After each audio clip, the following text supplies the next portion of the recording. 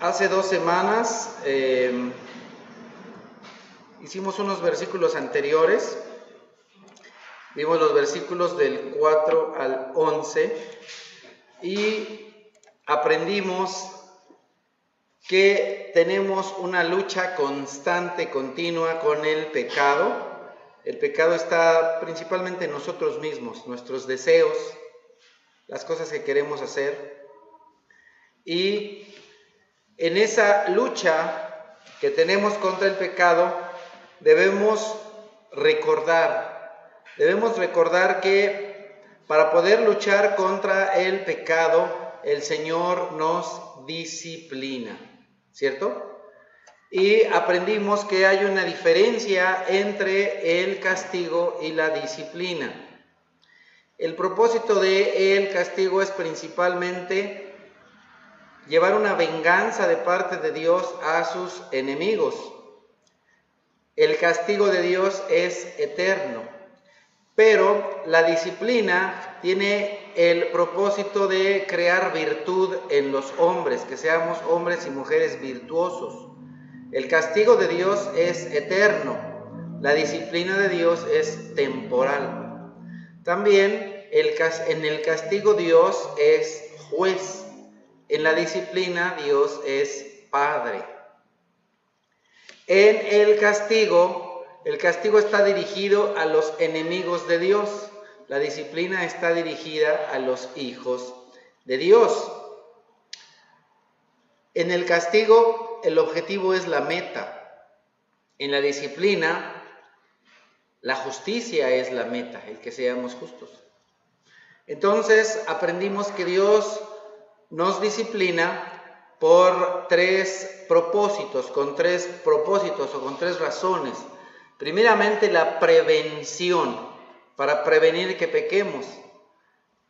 En segundo, para corregir si estamos haciendo algo malo. Y en tercer lugar, o la tercera razón para la disciplina, es por educación, por preparación, para prepararnos para nuestra vida o bien para prepararnos para poder aconsejar a alguien, animar a alguien.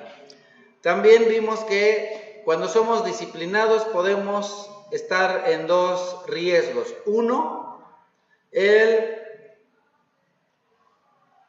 desanimarnos o bien el tomar a la ligera la disciplina de Dios. Ninguna de las dos cosas la debemos hacer. Debemos tomar la disciplina de Dios con madurez, con sabiduría.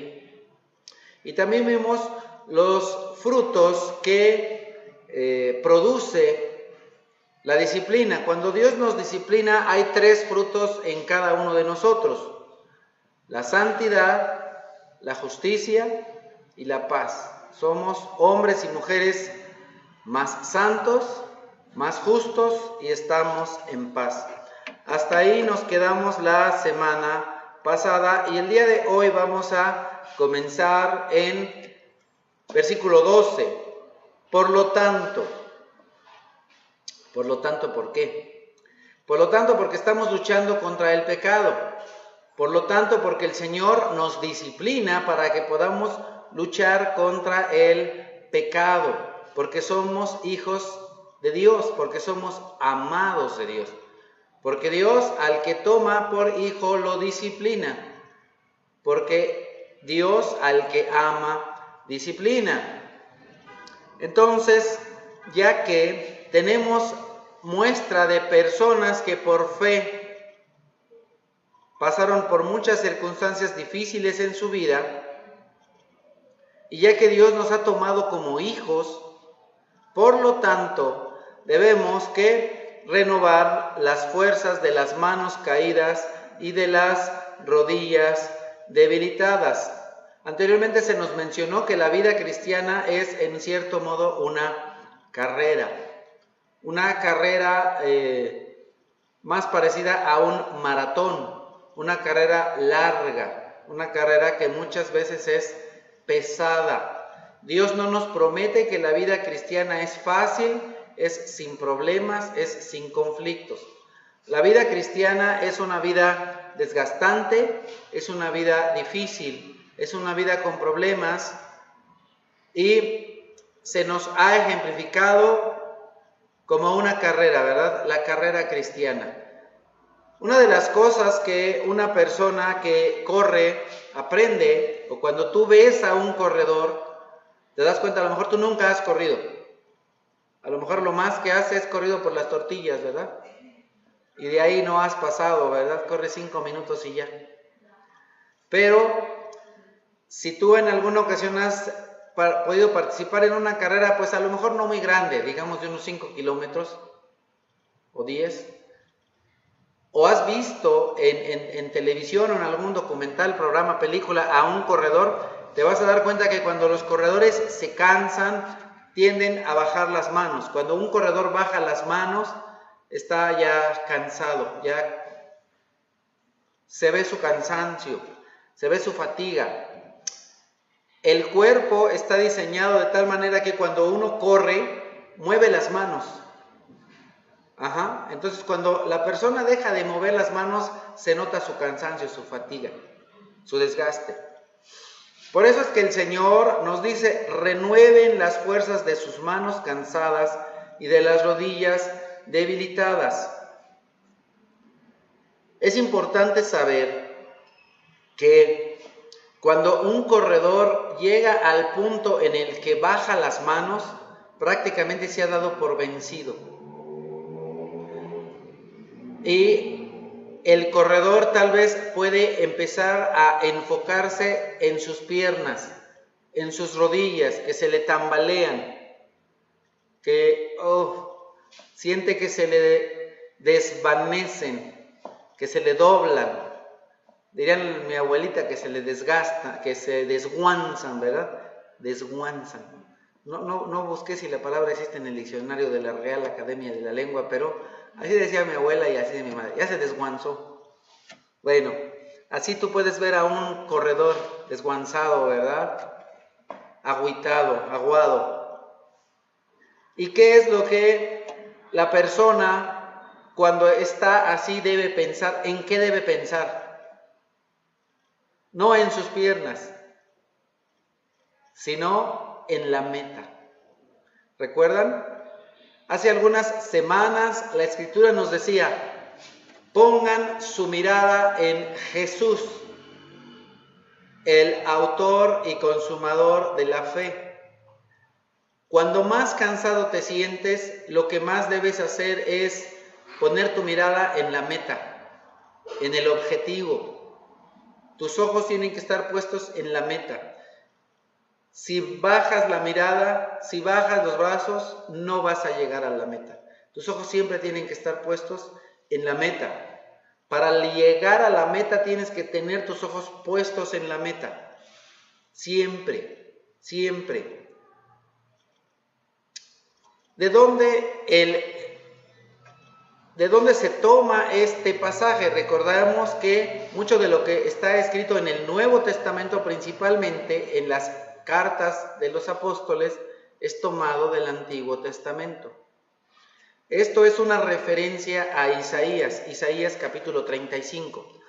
Dice la Escritura a través de Isaías, se alegrará el desierto y el sequedal, se regocijará el desierto y florecerá como el azafrán. Florecerá y se regocijará, gritará de alegría, se le dará la gloria del Líbano y el esplendor del Carmelo y de Sarón. Esos lugares, para el pueblo de Israel, pensar en el Líbano era pensar en un lugar boscoso, en un lugar de bosque, en un lugar frondoso, en un lugar verde. Y tenemos aquí la comparativa entre el desierto y el bosque. El Carmelo era un monte también especial, esplendoroso, bonito. Y Sarón era un lugar en el que había principalmente flores, era un lugar con flores. Tenemos aquí algo interesante como el desierto, un desierto floreciente. Tal vez en algún momento de tu vida tú te sientes así, como un desierto seco, cansado, como el ciervo que brama por las aguas, ¿verdad? Sediento, seco. Y el Señor da aquí una promesa, la promesa del esplendor, la promesa de florecer, la promesa de reverdecer. Pero ¿para quién es esta promesa? Nos continúa diciendo la Escritura: ellos verán la gloria del Señor, el esplendor de nuestro Dios. ¿Qué es lo que hace que una persona pase del desierto al bosque? El contemplar el esplendor de Dios, la gloria de Dios.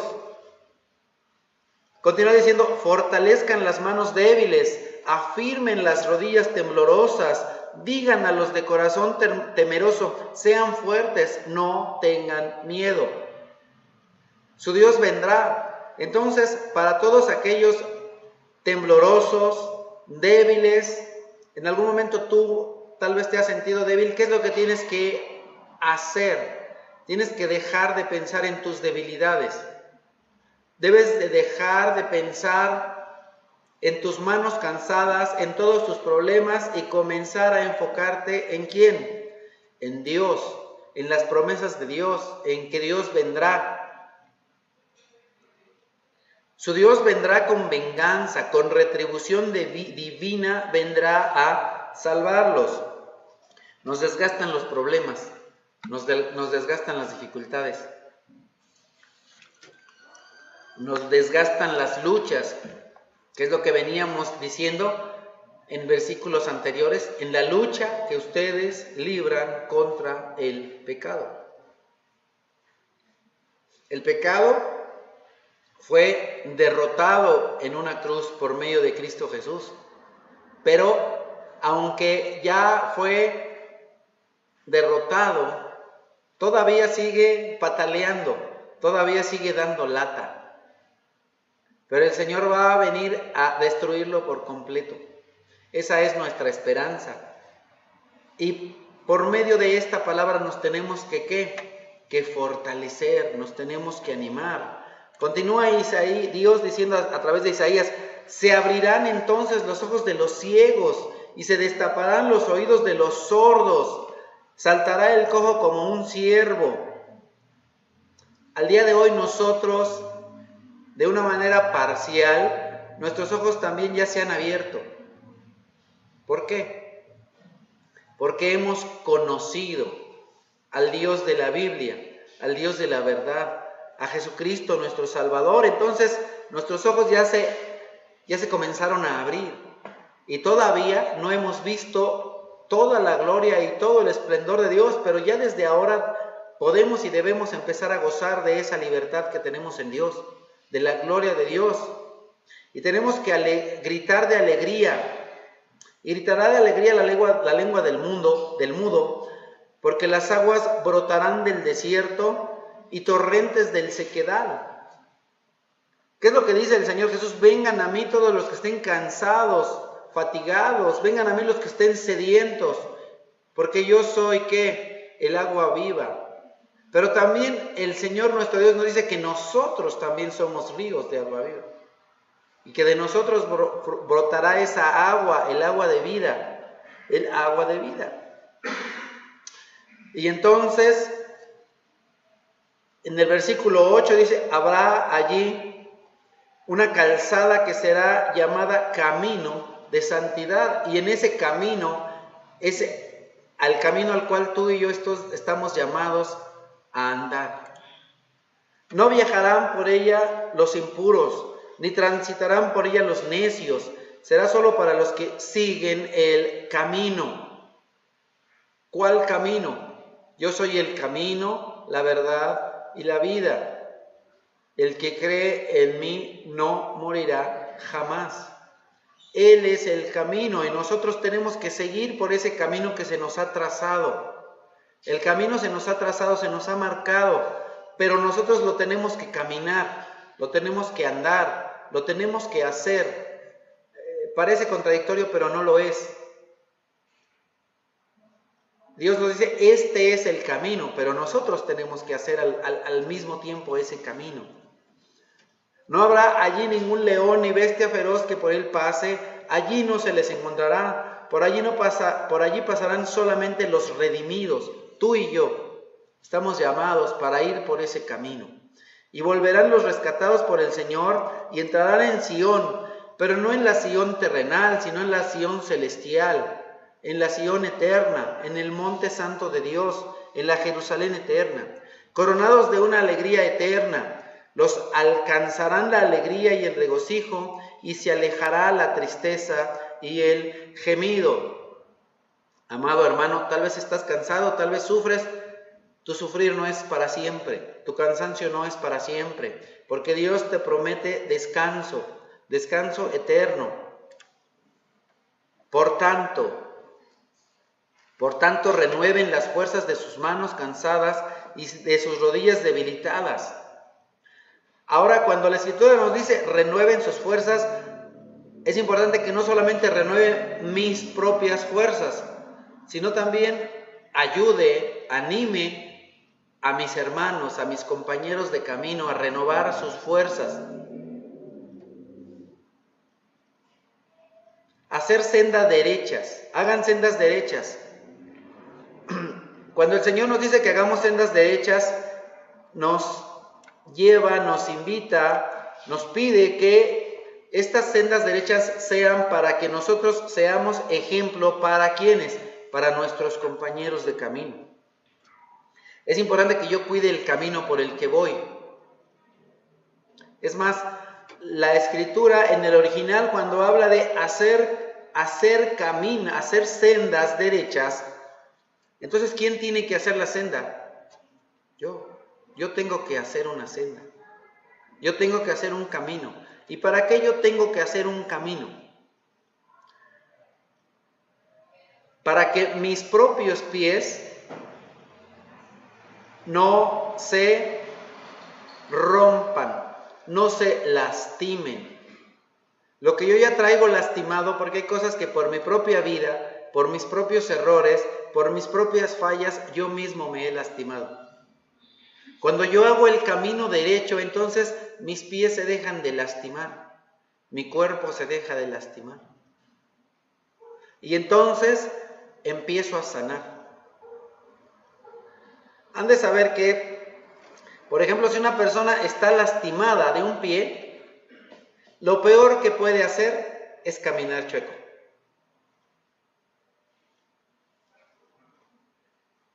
Y a veces a la persona dice, ay, es que me duele. Le dices, pues precisamente por eso camina derecho. Porque si tú no caminas derecho, lo que vas a hacer es que te vas a lastimar más. Te vas a lastimar ahora la otra pierna. Te vas a lastimar la columna, te vas a lastimar la cadera. Cuando una persona, a pesar de sus lastimaduras, camina derecho, sana más pronto que cuando no camina derecho. Físicamente es así y espiritualmente es así. Cuando tenemos algo mal en nuestra vida, lo que tenemos que hacer es empezar a caminar derechos, para que aquello que está mal empiece a sanar. Todo se vaya enderezando. Pero no solo por nosotros, sino por quienes, por nuestros compañeros de camino. Es importante saber que si yo fallo, aquellos a los cuales yo lidereo también fallan. ¿Por qué? Porque cuando yo camino, voy haciendo un camino. Y ese camino lo van a circular otros detrás de mí. Por eso es bien importante que todos nosotros, los que servimos en la iglesia, hagamos caminos derechos. Que nosotros los varones de la iglesia hagamos caminos derechos. Ayer se oyó una noticia, ¿no?, de un hombre muy famoso que murió. Interesantemente, ese hombre fue alcohólico. Su padre era alcohólico. El padre de este hombre famoso murió de alcohólico y él sufrió mucho por ser alcohólico. Entonces, qué importante es que nosotros enderecemos nuestro andar para que nuestros hijos también lo enderecen. ¿Por qué muchos hombres son alcohólicos? Porque sus padres eran alcohólicos. ¿Por qué muchos hombres fuman? Porque sus padres fuman o fumaban. ¿Por qué muchos hombres y mujeres tal vez no se alimentan bien? porque sus padres tampoco lo hacían. Y entonces venimos siguiendo, arrastrando, continuando caminos incorrectos, caminos malos. ¿Qué es lo que tenemos que hacer? Enderezar el camino, hacer un camino nuevo, un camino recto, un camino derecho. Por eso, la semana pasada se nos animó a todos, pero principalmente a los varones, a hacer ¿qué? Ejemplo, a hacer las cosas mejor, a hacer las cosas diferente. Se nos confrontó con nuestras fallas, con nuestros pecados, y eso es bueno. Y si tú viniste la semana pasada, ojalá que no hayas pensado, uy, qué lástima que no vino aquel porque eso le hubiera quedado. No, no, no. Si tú vienes y escuchas la predicación hoy, la predicación es para ti que viniste hoy. Y quien tiene que enderezar la vida eres tú. El otro, bueno, pues el otro ya Dios le hablará, pero el día de hoy Dios te habla.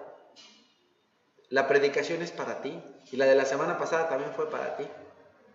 Y yo sé que en muchas ocasiones la Escritura nos confronta. Y en muchas ocasiones la palabra de Dios nos hace sentir incómodos. Y es importante que sepas que es bueno que te sientas incómodo. No siempre esperes sentirte cómodo cuando llegas a escuchar una predicación. Porque si siempre te sientes cómodo, entonces te está sirviendo de muy poco la predicación. No te está haciendo meditar, no te está haciendo reflexionar en lo que estás mal. ¿Y qué es lo que Dios hace? Semana pasada aprendimos, nos disciplina para que participemos de su santidad, para que seamos santos como Él es santo, para que seamos justos, para que vivamos una vida en paz. ¿Eso qué implica disciplina? Corrección. ¿Por qué? Porque Dios nos ama. Porque Dios nos ama. Y entonces es importante que nosotros vayamos cuidándonos, dejando atrás las mentiras, las borracheras, las malas palabras, las groserías,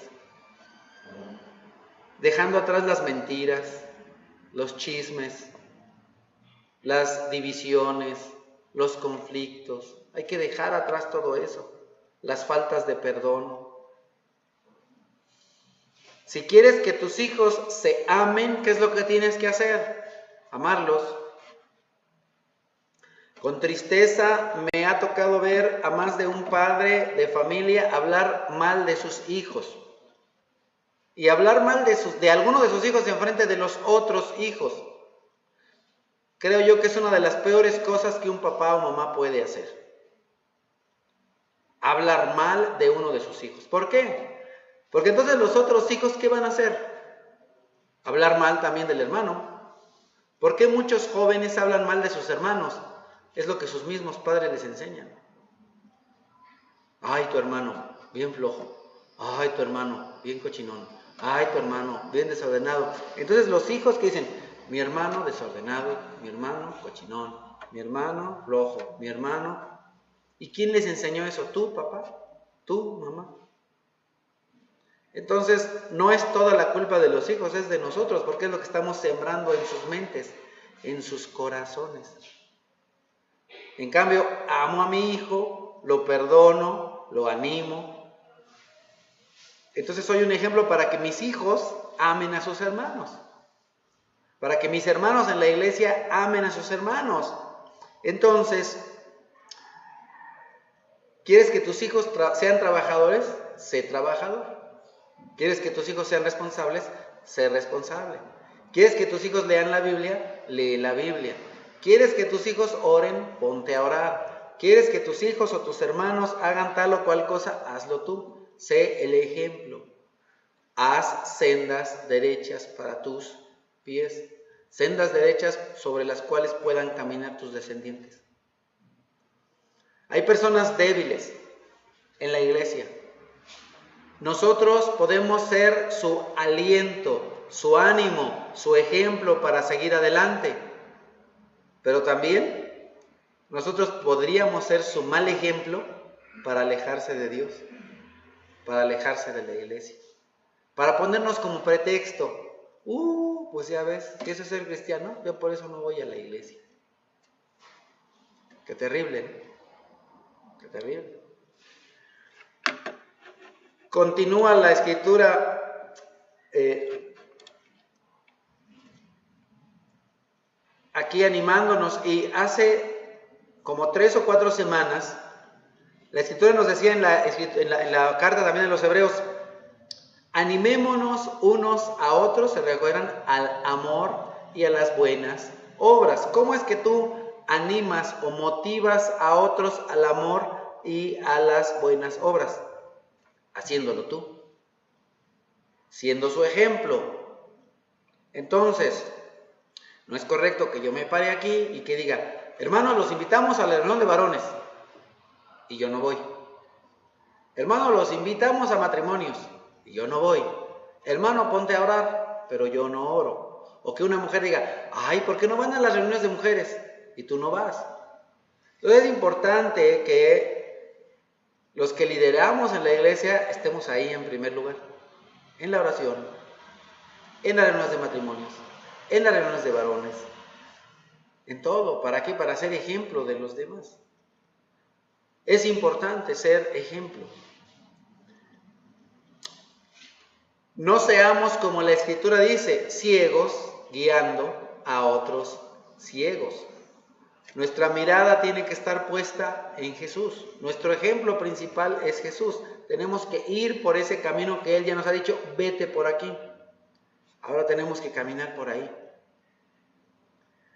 La escritura nos dice que somos luz, que somos sal. En Mateo encontramos esto, Mateo 5. Ustedes son la sal de la tierra, pero si la sal se vuelve insípida, ¿cómo recobrará su sabor? Ya no sirve para nada. Entonces, amado hermano, hermana, ¿eres sal o no sirves para nada? Más que para ser pisoteado, echado afuera. Ustedes son la luz del mundo. Una ciudad en lo alto de la colina no puede esconderse, ni se enciende una lámpara para cubrirla con un cajón. Por el contrario, se pone en la repisa para que alumbre a todos los que están en casa. Hagan brillar su luz delante de, ¿solo de los cristianos? ¿Solo de los que van a la iglesia? De todos. Y eso tiene un propósito. ¿Para qué? ¿Para qué voy a ser luz? ¿Para qué tengo que brillar delante de los demás? ¿Para qué tengo que ser una persona diferente, destacada? ¿Para qué?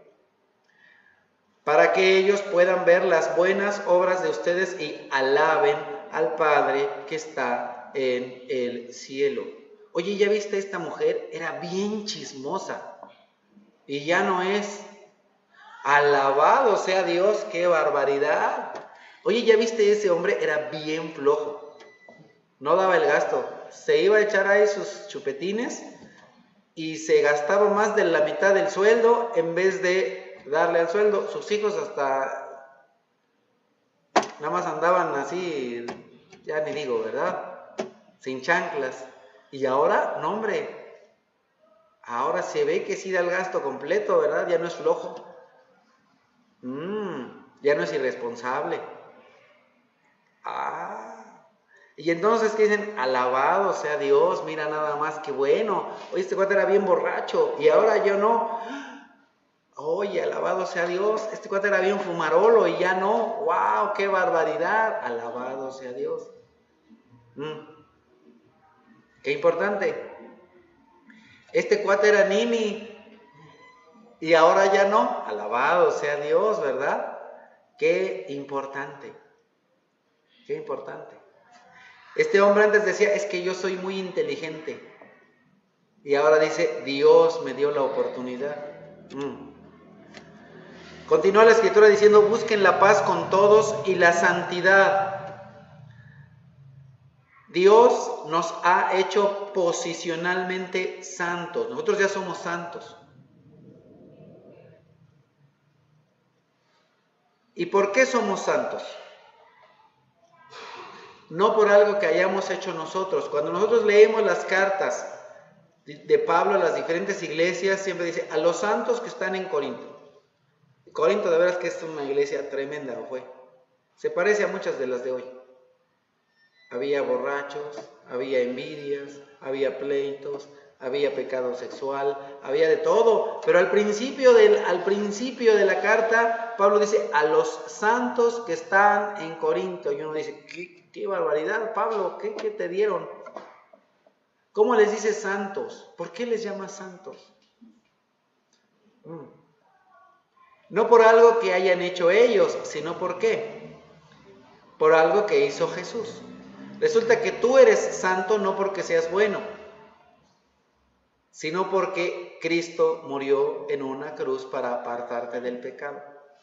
Cristo te ha santificado. Entonces nosotros tenemos que buscar estar en paz. ¿Cómo logramos estar en paz y cómo logramos la santidad? A través de la disciplina de Dios. Dios por eso nos disciplina. Pero qué importante, por lo tanto, no tomar la disciplina de Dios a la ligera ni desanimarnos. Porque si nosotros tomamos la disciplina de Dios a la ligera, ¿qué? No somos santos. Si nos desanimamos, tampoco somos santos. Si seguimos con la disciplina de Dios, porque es nuestro Padre, entonces vamos a ir en búsqueda de esa santidad. El Señor Jesucristo dijo, oró por sus discípulos y después oró por nosotros. Y en esa oración de Jesús dice, ellos no son del mundo, como tampoco yo lo soy. Santifícalos en tu verdad. Tu palabra es la verdad. Entonces, ¿cómo es que yo voy a buscar la santidad? ¿Cómo busco la santidad? Me santifico en la verdad. Es decir, necesito la Biblia, necesito la palabra de Dios. ¿Por qué Dios te puso a un pastor tan molón con tus lecturas? Porque a mí me interesa que seas santo, porque para eso Dios me puso aquí, para llevarte a la santidad. Tú eres santo. Se ve bien fácil. A muchas personas, jóvenes y adultos, a veces les pregunto, oye, ¿cómo vas con tu lectura? Y a veces lo hago más de trámite, porque aunque no me digan, yo me doy cuenta. Y muchos se dan cuenta. Se ve cuando una persona lee la Biblia. Se ve. ¿Por qué? Porque esa persona se santifica. Cuando una persona no lee la Biblia es bien obvio, bien notorio, porque no se santifica, no se aparta del mal. Vemos a muchachos que siguen entrándole a las chelas, que se siguen emborrachando, que se siguen yendo de farra, de pachanga, de fiesta. Ahora no digo que sea malo ir a una fiesta, nunca. El Señor Jesús también iba a fiestas, y a muchas. Pero no se iba a emborrachar, no iba a hacer desorden. Iba a hacer luz aún en esos lugares, en esas reuniones. Si vas a una fiesta, ¿cómo te comportas? Aquí nunca hemos dicho que es malo o satánico asistir a una fiesta. No, ve a una fiesta. Sé ejemplo de cómo te puedes divertir sanamente, decentemente, respetuosamente en una fiesta. Que no necesitas emborracharte. Que no necesitas ir con el escote hasta acá, ni la falda hasta aquí. No necesitas. Puedes ir decentemente a una fiesta y divertirte. Sé luz, sé santo, sé ejemplo. La Escritura dice, y por medio de ellos, y por ellos me santifico a mí mismo, para que también ellos sean santificados en la verdad. Eso lo encontramos en Juan 17. Y en la primera carta a los tesalonicenses dice Pablo que Dios mismo, el Dios de paz, los santifique por completo y conserve todo su ser, espíritu, alma y cuerpo, irreprochable para la venida de nuestro Señor Jesucristo. Y después de eso dice algo hermoso, porque a veces algunos dicen, ay, es que soy carne, es que soy hombre, es que entiende, es que no. esta frase la termina Pablo diciendo, el que los llama es fiel y así lo hará. Entonces yo creo que cuando venga el Señor Jesucristo, voy a ser completamente santo. ¿Por qué lo creo? ¿Porque soy muy bueno? No. Porque el que me llamó es fiel y Él lo hará. Yo voy a ser completamente santo. Y tú debes creer eso. ¿Por qué?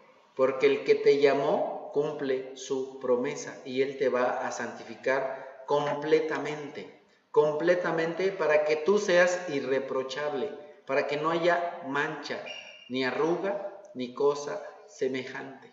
Por eso Cristo murió por ti en una cruz. Por eso Cristo quiere que tú busques la paz con todos y la santidad. Búscala, continúa adelante. Después de esto encontramos otras exhortaciones de parte de Dios. En el versículo 15 encontramos dos. Asegúrense de que nadie deje de alcanzar la gracia de Dios. ¿Cómo se alcanza la gracia de Dios? La gracia de Dios se alcanza por fe. ¿Qué se requiere para tener fe? Conocimiento de Dios, ¿cierto? Porque la fe viene por el oír. Y el mensaje que se escucha es la palabra de Dios. Entonces es importante que nosotros nos aseguremos que cada persona que viene a esta iglesia verdaderamente entienda quién es Dios Padre, quién es su Hijo Jesucristo y quién es el Espíritu Santo. Nos tenemos que asegurar que reconozcan a Jesucristo como único y suficiente Salvador, que crean en Él. Y no solo eso, sino que lo confiesen con su boca. Porque con la boca se confiesa para salvación. Entonces, la gracia de Dios, ¿cómo se alcanza? Por medio de la fe en Cristo Jesús. Y nosotros nos tenemos que asegurar que cada persona que viene a esta iglesia verdaderamente conozca a Dios. Y que aquellos conocidos nuestros también conozcan a Dios. Nos tenemos que asegurar. Principalmente con los de la iglesia, con los que vienen a la iglesia, con los que nos visitan. Segunda cosa de la cual el Espíritu Santo quiere que nos aseguremos como iglesia. Asegúrense de que ninguna raíz amarga brote y cause dificultades y corrompa a muchos. Respecto de esto vamos a Deuteronomio capítulo 29. Y nos dice la Escritura, asegúrense de que ningún hombre, ni mujer, ni clan, ni tribu entre ustedes aparte hoy su corazón del Señor nuestro Dios para ir a adorar a los dioses de estas naciones. Nos tenemos que asegurar que cada familia de esta iglesia, que cada persona de esta iglesia, jóvenes, adultos, no aparten su corazón de nuestro Señor. Tenemos que asegurarnos de eso. Qué triste, ¿verdad? Qué triste porque a veces nos encontramos con algunos jóvenes o con algunos adultos que, así como lo dice el versículo 19, si alguno de ustedes al oír las palabras de este juramento se cree bueno. A veces es lo que pasa. A veces personas se creen buenos y piensan, todo me saldrá bien. Decimos, la relación con esta persona no te conviene porque no es creyente. No, todo me va a salir bien. Este negocio no está bueno. Todo me va a salir bien. Esta manera de la que tú hablas no está buena. Toda me va a salir bien. La manera en la que te vistes no es la correcta. Todo me va a salir bien. La manera en la que hablas no es la correcta. Todo me va a salir bien. Aunque yo siga haciendo lo que me gusta, lo que me place. El Señor dice en su palabra que el Espíritu se opone a la carne para que no hagamos lo que nos plazca. Muchas personas, jóvenes o adultos, hacen lo que les place. Y entonces, ¿qué es lo que provocan? Su ruina, la ruina de su familia. ¿Cuántas familias no después lamentan, lloran, porque el jovencito, la jovencita ya se embarazó antes de tiempo? Porque ya se metió en una relación con el no creyente, porque ya lo dejó ahí botado con 2 o 3 niños, porque ya lo metieron a la cárcel, porque ya... Y todos estos son hechos reales, de los cuales lamentablemente hemos tenido muy cerca. Qué triste, qué triste, qué triste. Por eso nos dice, tengan cuidado de que ninguno de esta persona sea como una raíz que venenosa y amarga. ¿Cómo es eso de que sea una raíz venenosa y amarga? Es una raíz que contamina a otros. Ay, mira qué feo predican en esta iglesia, mejor vámonos a otra. Ay, aquí no son amorosos, vámonos a otro lugar. Ay, aquí tocan re feo, vámonos a otro lugar.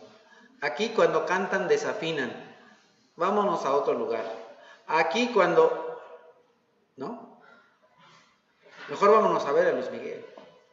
Vámonos a ver a José José, ya se murió, no importa, ponte sus discos. ¿Que no?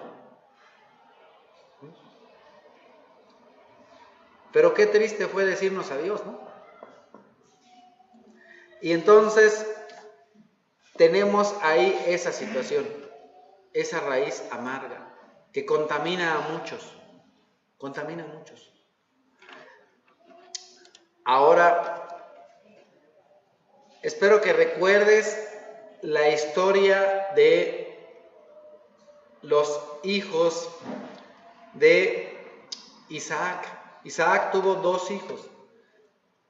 Abraham es amigo de Dios y Dios hizo una promesa con él, que bendeciría a todas las naciones de la tierra por medio de él, que habría una tierra especial para él, que él tendría descendencia. Esta promesa fue dada a Abraham. Abraham se la transfirió a su hijo Isaac. Isaac tenía esa promesa, sabía esa promesa y transmitió la promesa a sus hijos. Y entonces había un hombre llamado Esaú. La promesa especial de la bendición para todas las naciones era ¿para quién? Para Esaú, el hijo primogénito, el mayor. Él tenía esa bendición, pero ese hombre no se preocupaba por las cosas de Dios. Era un hombre profano. ¿Qué significa la palabra profano? Secular. Dicho de otra manera, mundano. Eso era Esaú. Se preocupaba no por las cosas de Dios, sino por las cosas de este mundo, pasajeras, efímeras. Y entonces, él ya siendo un joven mayor, en algún momento le dice llega a la casa ahí con el chefcito Jacob, ¿verdad? Porque Jacob pues, no era como que un hombre tan rudo de campo, sino que pues estaba ahí en la falda de la mamá, ¿verdad? Después Dios le tuvo que enseñar algunas cosas de cómo ser un varón, y lo que no le enseñaron en su casa a sus papás lo tuvo que ir a aprender fuera de su casa. Pero en fin, Jacob no era que digamos el gran hombre, el gran ejemplo, pero con todo, en alguna ocasión viene Esaú a su casa, viene hambriento y le dice, dame de ese guiso rojo. El pelirrojo quiere del guiso rojo. Y él le dice, bueno, sí te doy del guiso rojo, pero dame tu primogenitura, algo especial, algo único, algo valioso. Y él que dice, ¿a mí para qué me sirve la primogenitura? A mí dame del guiso rojo. ¿Cuántas personas no se les da a conocer de Dios, de la palabra de Dios, de la vida eterna? y se les dice, oye, cuídate, cuida tu vida, cuida tu mente, cuida tu corazón, cuida lo que ves, cuida lo que oyes, cuida lo que haces, cuida lo que tocas. Ay, la vida eterna, cuando me muera, eso es para viejitos. Y menosprecian a Dios, menosprecian la palabra de Dios, menosprecian las promesas de Dios, así como este hombre Esaú. Y entonces él mató su futuro por causa de su presente. Un presente pasajero. Eso es algo bien triste. Porque dice la Escritura, asegúrense que nadie sea inmoral ni profano como Esaú, quien por un solo plato de comida vendió sus derechos de hijo mayor. Qué terrible. El orgullo, la vanidad, las cosas pasajeras de este mundo nos hacen perder muchas oportunidades. Oportunidades en el ministerio, oportunidades para servir a Dios de una manera especial. A veces se pierden. ¿Por qué? Por el momento, por las cosas de este mundo. El Señor posiblemente tenía preparado para muchas mujeres un varón santo, especial. No se esperaron, perdieron la oportunidad. Lo mismo para muchos jóvenes. ¿Cuántos jóvenes tal vez Dios tenía para ellos preparado algo especial, algo único, algo maravilloso? Una mujer santa, una mujer especial, una mujer hermosa. Y no lo llegaron a conseguir. ¿Por qué? Porque se fueron por lo inmediato. Qué terrible. Dios tenía para nosotros, ¿qué es lo que dice Dios a través de Jeremías? Porque yo tengo para ti planes de bien y no de mal. Quiero para ti lo mejor. Deseo para ti lo mejor porque soy un Padre amoroso y quiero que te vaya bien. Desde que Dios saca a su pueblo de Israel, le dice, yo quiero que te vaya bien. Quiero para ti bendición, no maldición. Pero tú escoge. Muchas de las cosas que pasan en nuestra vida son porque a veces somos como Esaú. Vemos solo el momento. Nos dejamos llevar por el momento. Muchos muchachos se dejan llevar por la calentura y no se esperan. Y no meditan todo lo que pierden por ese breve momento de disque placer. Qué terrible. Y él vendió sus derechos de hijo mayor. Mira, hay dos personas terribles en la Escritura. De todas las personas feas que puedas encontrar en la Escritura, hay dos los peores: Esaú y Judas. Y ambos, aunque no te lo parezca, rechazaron lo mismo. A lo mejor no lo habías pensado. ¿Sabes qué fue lo que rechazó Esaú? Estar en la línea del Mesías. Aunque él no lo vio así, él rechazó al Mesías. ¿Por qué? Porque ¿cuál fue la promesa de Dios a Abraham? Por medio de ti serán bendecidas todas las naciones. ¿Y cómo iban a ser bendecidas todas las naciones? A través de Jesús. Esaú pudo haber sido, y no lo fue, el tatarabuelo de José y María. Lo rechazó. ¿Y qué fue lo que rechazó Judas? Al Señor Jesús, la bendición, la vida eterna. ¿Por qué? Porque solamente vio lo temporal, vio lo pasajero, vio las cosas de este mundo. Después, como ya saben, cuando quiso heredar esa bendición fue rechazado. Fue rechazado. No se le dio lugar para el arrepentimiento. Aunque con lágrimas buscó la bendición. Señor, bendíceme. Padre, bendíceme. No, la bendición tú la rechazaste. Le fue dado a otro. el primer hombre que fue rey en Israel, le pasó lo mismo. Tuvo en sus manos algo muy especial y Dios le dijo, si tú de todo corazón me obedeces, vas a reinar y te va a ir muy bien y tu descendencia va a seguir. Pero Saúl lo hizo,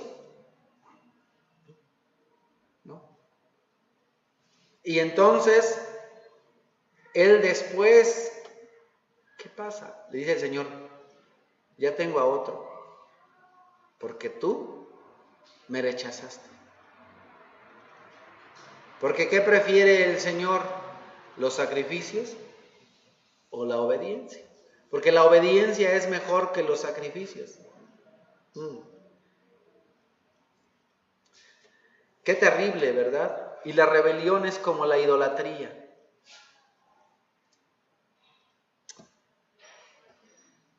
Se quiso arrepentir Saúl. Ya no, el reino fue dado a otro. Esaú se quiso arrepentir. Ya no, la bendición fue dada a otro.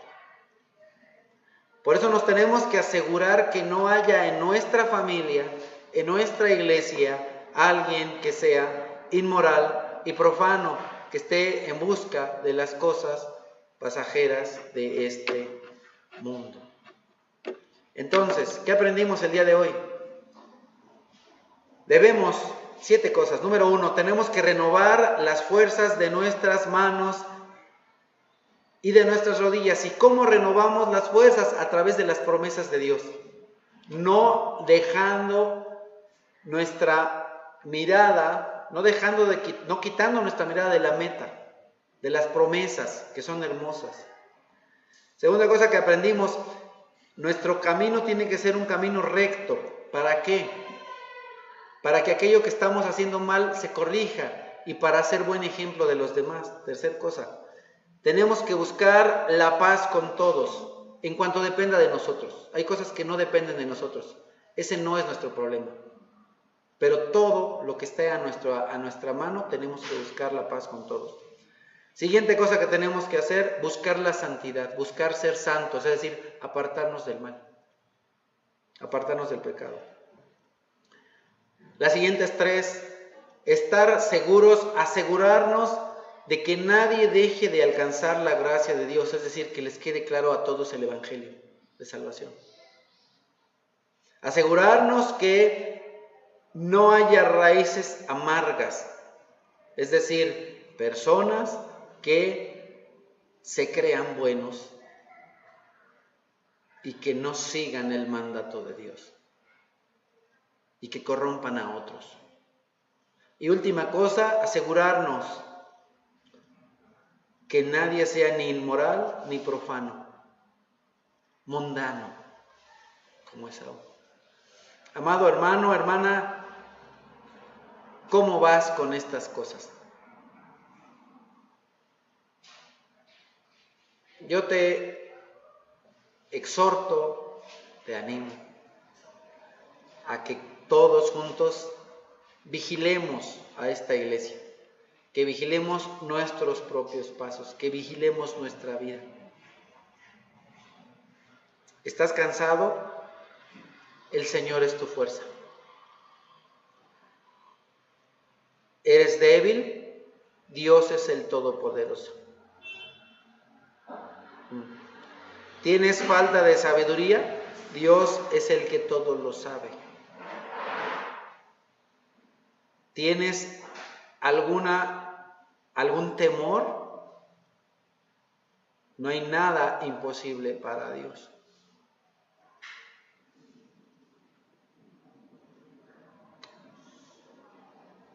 Ven al Señor. No tardes, porque no sabes si habrá un mañana para ti. Si al día de hoy todavía no has aceptado a Dios como tu único Dios y a Cristo como tu único Salvador, acéptalo. Si al día de hoy no te has bautizado, bautízate. Si al día de hoy hay cosas que te están estorbando, deséchalas, quítalas, busca la santidad, sé santo. Amado Señor, te doy gracias por la oportunidad que nos das de meditar en tu palabra en esta noche. Te quiero suplicar, Señor nuestro, que todo cuanto hemos escuchado se convierta en acciones, en una vida diferente, en una vida llena de santidad, de amor, de gozo, de paz, porque sabemos que tú eres nuestro Dios, nuestro Padre, nuestro Señor. Ayúdanos a ser coherentes con lo que decimos y que se conecte en nuestra mente, en nuestro corazón y todo nuestro cuerpo para verdaderamente amarte de una manera completa, Señor, como tú lo quieres, como tú lo esperas y como tú lo mereces, Señor. Te lo suplicamos, amadísimo Padre, en el nombre de aquel que nos ha santificado, en el nombre de aquel que nos ha glorificado, en el nombre de aquel que nos ha permitido estar en paz contigo, Dios. Porque antes éramos enemigos tuyos, pero ahora no solamente somos tus amigos, sino que somos tus hijos. Te bendecimos y te alabamos por eso, Señor, en su nombre. Amén.